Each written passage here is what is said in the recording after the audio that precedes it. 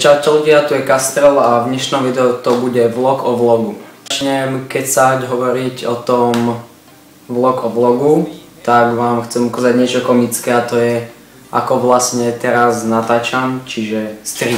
Vlastne takto natáčam, tu mám statív, na ktorom mám kameru, respektíve mobil. Táto lampa mi osvetľuje ksicht spoločne s touto malou lampou. Táto veľká osvetľuje všetko okolo toho, to isté tiež a normálne svetlo. Takže musel som si doniesť predĺžovačku, lebo ten kábel tej lampy nedočiahol až tam do zástrčky. Čiže tak.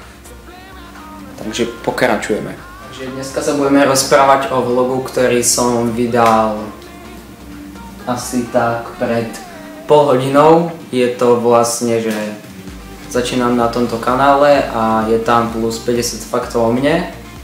A neviem ako je to možné, ale za 26 minút to má... Za 26 minút to má 10 pozretí. Teda nie je to nejaké veľké číslo, ale na to, že je to úplne nový kanál a už je tam aj 5 odberov. Čiže neviem ako to hneď tak ľudia rýchlo našli, pretože čo si pamätám, tak na mojom starom channeli tam mi trvalo mesiac, kým som dosiahol nejakých 10 odberov. Takže a tuto mám za pol hodinu už 5. Takže jak som natáčal to video, tak keď som ho dotočil, tak som ho dal do Premiere Pro a strihal som až do polky a v polke mi nejako zmizla polka videa, čiže som začal úplne od znova. A jak som začal úplne od znova, tak zase som dostrihal video do polky a v polke som zistil, že niekde je posunutý zvuk, ako jedna polka bola dobrá, ďalšia zle, čiže dúfam, že to nebude aj tu.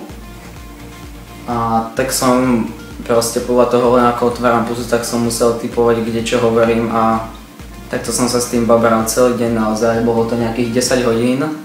Ja vám aj teraz ukážem obrázok, ako to vyzeralo už zeditované, takže tu je obrázok. Takže asi nejak takto vyzeralo. Dúfam, že som teraz zaostrený, pretože nevidím na mobil. Takže dúfam, že je to zaostrené, ak nie, tak sorry, ale... Tak. Takže to bolo asi všetko. Ak sa vám toto, aj to predošlé video páči, alebo ak sa vám páči moja grafika kanálu, profilovka, tak určite zdieľajte môj kanál, podporujte ho a ja budem naďalej točiť videá, ktoré vás budú baviť, dúfam.